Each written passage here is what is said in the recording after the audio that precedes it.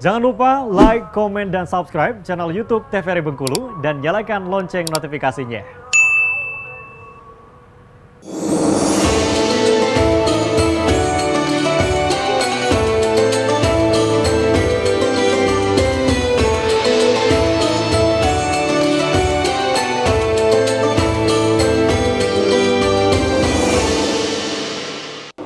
Assalamualaikum warahmatullahi wabarakatuh. Pemirsa yang dirahmati Allah, senang sekali berjumpa kembali bersama saya Melianti Rona Asmara dalam program kesayangan kita Mutiara Kolbu. Pada hari ini Mutiara Kolbu mengangkat tema yaitu perbaiki sholatmu. Dalam membahas tema kita pada sore hari ini sudah hadir bersama saya di studio Ustadz Ahmad Farhan. Assalamualaikum warahmatullahi wabarakatuh, Pak Ustadz. Waalaikumsalam warahmatullahi wabarakatuh. Ya, juga sudah hadir di studio untuk berdiskusi bersama ya ibu-ibu dari Majelis Taklim Muhajirin Jambu 3 Sawalebar Baru, Bu. Assalamualaikum warahmatullahi wabarakatuh. Waalaikumsalam. Wabarakatuh. Semangat ya, Bu ya. Semangat ya pemirsa yang dirahmati Allah. Dalam agama Islam sendiri, sholat ini memegang peranan yang sangat istimewa tentunya. Sangat istimewa kenapa? Karena sebagai sarana kita untuk mendekatkan diri kepada Allah Subhanahu wa Ta'ala dan juga untuk kita meminta pertolongan kepada Allah. Apakah sholat yang kita laksanakan selama ini sudah benar? Untuk itu, untuk mencari jawabannya, kita dengarkan terlebih dahulu tausiah dari Ustadz Ahmad Farhan. Silakan Pak Ustadz. Ya. Assalamualaikum warahmatullahi wabarakatuh.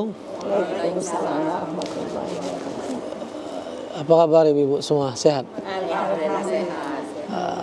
Muka-mukanya cerah. Iya, cerah. Bau-bau surga semua ini. Amin. Bisa TVRI Bengkulu dimanapun berada, Mbak Rara, saudara kita Mas Bagus. Ya. Sholat sebagaimana yang lazim sudah kita ketahui sebenarnya.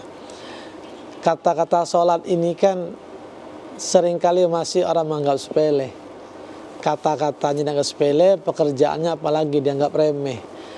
Padahal kalau kita mencoba membangun analogi tentang rukun Islam itu, syahadat itu pondasi, ya. Jadi kalau membuat bangunan di dasar pondasi, pondasinya harus kuat.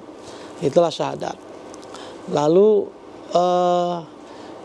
ketika kita mau membuat dinding itu puasa, ya. Kalau mau bangunan itu nanti sirkulasinya baik, ada ventilasinya, ada keluar masuk angin, maka dia butuh jendela. Jendela itu zakat. Biar dia tidak hujan, biar dia agak nyaman dari panas, maka butuh atap. Atap itu haji. Tapi semua elemen ini nggak akan bisa menjadi bangunan kalau tidak ada tiang. Tiangnya itulah sholat. As-sholatu imaduddin. Sholat itu adalah tiang agama.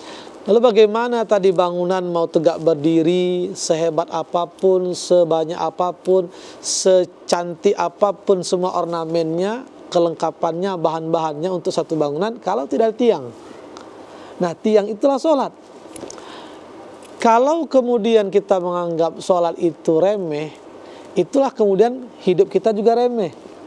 Kalau kita seringkali merasa, saya harus memperbaiki style saya, memperbaiki rumah saya, memperbaiki pola makan saya. Yang berantakan bukan itu, sholatmu yang berantakan. Itu harus diperbaiki.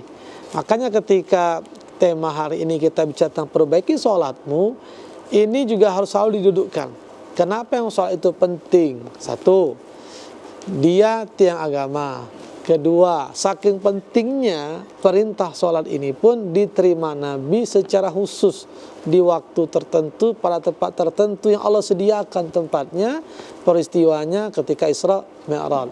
Dan Allah bertemu langsung dengan Nabi. Ini menandakan ini nggak main-main perkara sholat ini. Bagaimana mungkin yang begitu utama sampai Nabi bertemu Allah, Allah berikan kesempatan Mi'raj untuk memberikan satu kewajiban, satu perintah sebagai bentuk komunikasi dengan Allah, itu nggak dilakukan.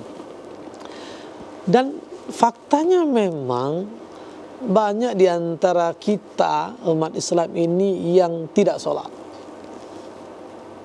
Kalau anak-anak mah wajar kalau belum akil balik. Belum akil balik. Ya, bapaknya juga nggak sholat, mak juga pada nggak sholat. Lalu kalau ditanya ke anaknya, kenapa nggak sholat? Ayah kami nggak sholat, Ustaz. Loh, kenapa kamu nggak sholat? Ibu kami juga nggak sholat. Apakah 5 waktu? Nggak nentu. Apakah tertib? Berantakan. Lah inilah yang harus dipahamkan. Allah ingatkan wasta'inu bis-sabri was-shalah wa innaha lakabiratun ilal khasyiin. Jadi memang dalam surah Al-Baqarah ayat 45 itu Allah katakan, kalau kamu ada apa-apa, bermohon tuh ke aku. Minta ke aku pertolongan itu termasuk dengan menunjukkan sikap sabar dan sholat, ya. Jadi sekarang nih misalkan kehidupan ini sangat complicated ya Bu ya. Kita di pemberitaan ada yang bakar ini, ada yang bakar itu. Kalau bakar jagung mah enak kan. Ini suami dibakar istri misalkan. Atau ada ibu bunuh anak. Ada pegawai koperasi dibunuh, debitur. Wah, luar biasa nih masalah dunia ini kan. Lah kalau hidup ini kering, kerontang, banyak masalah, pertanyaan pernah nggak ngomong ke Allah, ngadu ke Allah? Hah? Karena orang yang khusyuk itu ketika orang yang selalu minta pertolongan dengan sabar dan sholat itu mudah.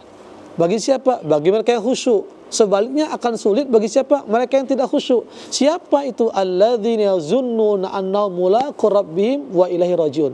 Yang mereka meyakini bahwa dia akan menemui Allah Tuhannya dan akan kembali kepadanya.